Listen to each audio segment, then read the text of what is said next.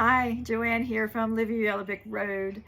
And today I just want to chat with you and ask you a question or two. Do you often encounter difficult people or situations where having a calm discussion seems impossible because the other person is continuously overreacting, maybe responding with some type of unwarranted anger? And how do you handle that? And do you blow up? Do you escalate the situation by matching their emotional state and matching their emotional frequency? Or do you fight to prove you're right? I know we've all experienced situations like this, and I have certainly have, and actually am in a very similar situation now where no matter what I say, no matter what I do, things just aren't good enough. It doesn't matter which decision, which way you go, how you handle it, it's just not good enough. And the other person seems to be on the verge of exploding. So it's like walking on eggshells. So how do I handle this type of situation? I'll share a couple of kind of steps, processes that I use for myself to kind of check in with this. So the first thing I do is actually check in with my breath. Now, breath is so important. It connects, mentally, emotional, and physically. The connection to our breath is just incredible. And I ask, check in. Am I breathing? Is my breathing short and shallow? Is it rapid? Is it long and deep? And depending on where it is, I'll take a step back and readjust if I need to readjust my breath. So that's number one. Always check in with your breath. How are you breathing? The second thing I like to check in with is projection. Now, we all project our stuff onto others, and others project their stuff onto us.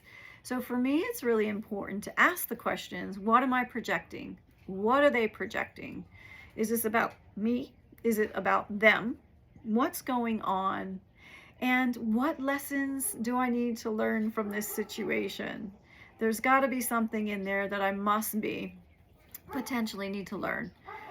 So kind of taking that moment to check in on what's being projected, and then adapt if you need to adapt. Like if I need to adapt, then I'll adapt. So if I know it's my stuff, then I could take that breath back and say to myself, this is me, or maybe I'm overreacting. So just take a moment to check in with that projection.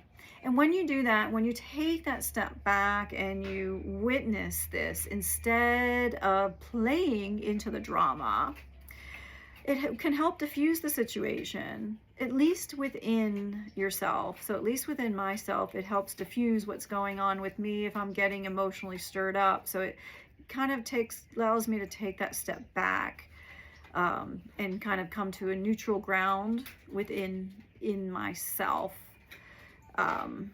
And also in the situation, it helps to remember that I am only in control of my actions and my reactions.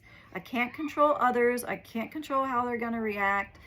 And they are responsible for their actions and reactions. So that's why it's important to check in with yourself, because that is who and what I am responsible for. Phew.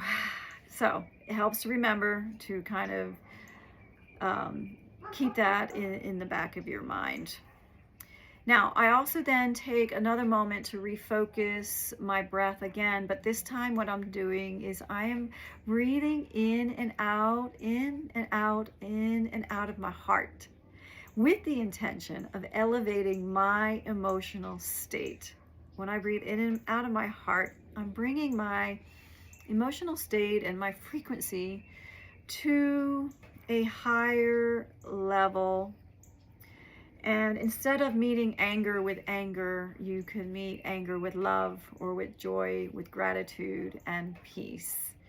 So elevating my emotional state, and witnessing from this higher awareness and this higher emotional frequency then I can view the situation with compassion. Compassion for the other person, compassion for the fact that they may not be realizing their behaviors, and maybe that their actions and behaviors are stemming from their own internal pain. So you have to have compassion. So for me, it allows me to see it from a compassionate point of view instead of getting angry and worked up. Yes. So I then take a moment to feel grateful. Again, elevating my emotional state. Grateful for the fact that for my own personal development that I've done throughout the years, my experience, the skills and tools that I've learned professionally, and the ability to have helped clients in similar situations utilizing these tools. And one of my favorite tools that I like to use is an NLP technique called perceptual position. And it allows us to see the situation from a greater perspective than ourselves, not just from our eyes, but from various greater perspectives than just ourselves. So that is actually one of my favorite techniques that I love to use, and I use it all the time. Another technique I use is forgiveness. So I like to use a Hawaiian technique called Ho'oponopono, means to forgive twice. And I use this technique for forgiveness, but also to cut the energetic cord with the other person. What is it energetically that is connecting us? And just use it to cut the cord and hopefully be in a neutral space. It's very important to be in a neutral space. And then where appropriate, where I feel it's relevant, I like to send Reiki to the situation. Not necessarily to the person, because, without their permission, that's not the right thing to do, but sending Reiki to the situation and for the best, greatest outcome for both parties or all parties involved. And I also like to ask the divine creator, whatever you want to call that, for divine guidance, that the divine creator, again, for the greatest and highest good of the other person, to help them find peace, on their journey, peace in the situation. Again, that to me stems from being a compassionate human being. And then I let go, and I continue to do the best that I can under the circumstances. That's all that we can ask, is that we do the best we can under the circumstances. And now, I have to say that it's not always easy, and a lot of times this is a rinse and repeat process. But it does help to keep me in check, and it helps me to stay and be as positive as I can be, and to be the best version of myself that I can be at this moment in time. And remembering that, again, we're only responsible for our actions and reactions, and we can't control that of others. So let's see what else. Now, oh yes, one thing.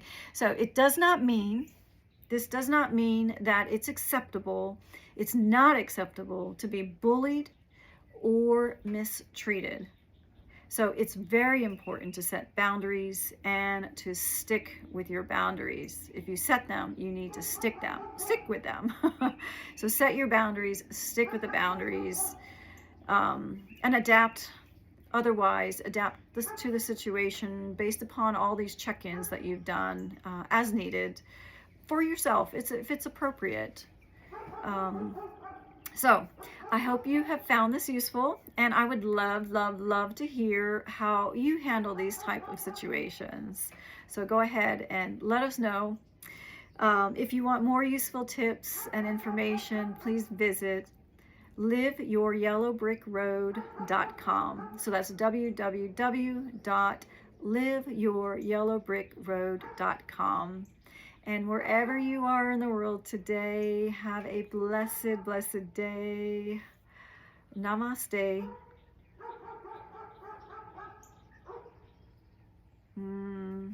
Namaste.